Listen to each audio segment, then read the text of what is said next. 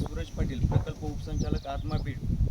आज आपण ईट या गावी तालुका बीड श्री रामप्रसाद डोईपुडे यांच्या शेतावर जमलेला या प्रसंगी त्यांचे सर्व सहकारी शेतकरी बंधू येथे उपस्थित आहेत आणि कृषी विभागाचे अधिकारी येथे उपस्थित आहेत.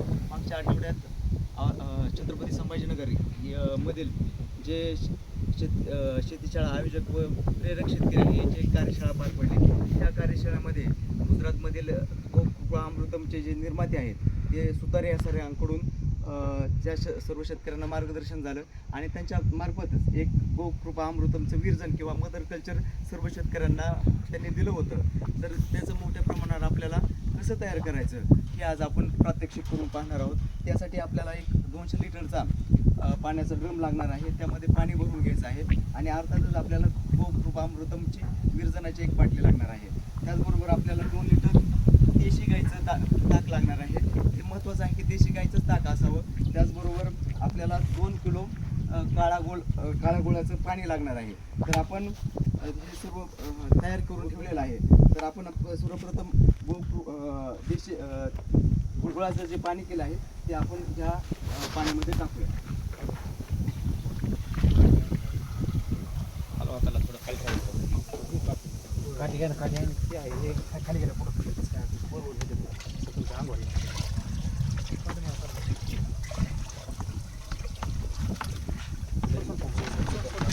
हे गुळ आपल्याला ह्या गोकृपा अमृतम म्हणजे जे जीवन आहेत त्याचं खाद्य म्हणून हे गुळ वापरला जातो.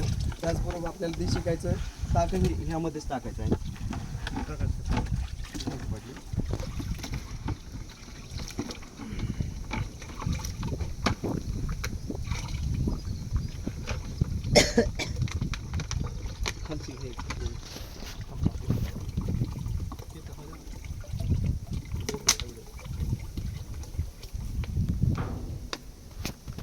त्यानंतर जे आपल्याला गोकृपा अमृतमचं जे विरजन भेटलेलं आहे ते यामध्ये आपण टाकू. ह्यामध्ये महत्त्वाचं आहे की हे एरोबिक जीवाणू आहे. त्यामुळं या बाटलीच्या वर एक छिद्र तयार केलं होतं जेणेकरून हवा त्या जीवाणूला जाईल म्हणून ते आपण टाकून घेऊ.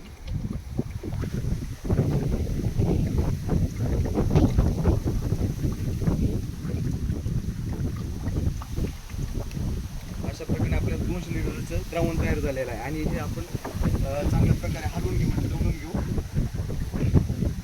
आणि हा ड्रम सावलीत असणं आवश्यक आहे जेणेकरून ह्याचं उन्हापासून आणि उष्णतेपासून संरक्षण होईल. ह्यामध्ये जे जीवाणू आहेत ते चांगल्या प्रकारे मल्टिप्लाय म्हणजे मोठ्या प्रमाणात तयार होतात 7 दिवसात. जर 7 दिवस आपण हा ड्रम सावलीत ठेवणं आवश्यक आहे. त्याचबरोबर हा ड्रम सील पॅक बंद न करता फक्त गोणपाटाने आपल्याला झाकून ठेवायचं आहे आणि सावलीत असणं आवश्यक आहे. 7 दिवसानंतर ह्याच्यामध्ये जे उपयुक्त जीवाणू आहेत ते मोठ्या प्रमाणात तयार होतात आणि आपण तेच ह्याच्यामधलंच 1 लिटरचं द्रावण विरजन म्हणून पुढच्या शेतकऱ्यांना पण देऊ शकतो. अशा प्रकारे 7 दिवसानंतर तयार झाल्यानंतर आपण हे कसं वापरायचं हे पण पाहू. सुरुवात करायचं वापरायला डबळणं आवश्यक आहे. गोकृपा अमृतमपासून चांगल्या प्रकारचं शेणखत कसं मिळवायचं बनवायचं आपण पाहू. तर त्यासाठी आपल्याला देशी गाईचं जे शेण असेल त्याचा ढिगारा एका सावलीत किंवा झाडाखाली करणं आवश्यक आहे. त्या ढिगारा जमिनीच्या वरच असावा आणि साधारणतः 2 फुटाची रुंदी आणि 1 फुटाची उंची त्या ढिगाऱ्याला असावी आणि ह्या ढिगाऱ्यावरती तो ढिगारा ओला राहील असं आपण पाहणं आवश्यक आहे. जेणेकरून ओला कशामुळं त्यामध्ये जीवाणू आहेत ते जीव आहेत आणि त्याचं उष्णतेपासून संरक्षण होणं आवश्यक आहे. त्यामुळं तो ओला राहील हे आपण पाहिलं पाहिजे. आणि त्यानंतर ह्या ढिगाऱ्यावरती 20 ते 40 लिटर गोकृपा अमृतम फवारायचं आहे आणि त्यानंतर ते सावलीत तसंच ठेवायचं आणि 30 ते 45 दिवसांनी आपल्याला चांगल्या प्रकारचं कुजलेलं शेणखत मिळतं आणि त्या शेणखतामध्ये पण जे उपयुक्त जीवन आहे ते मोठ्या प्रमाणात त्याची वाढ झालेली असेल.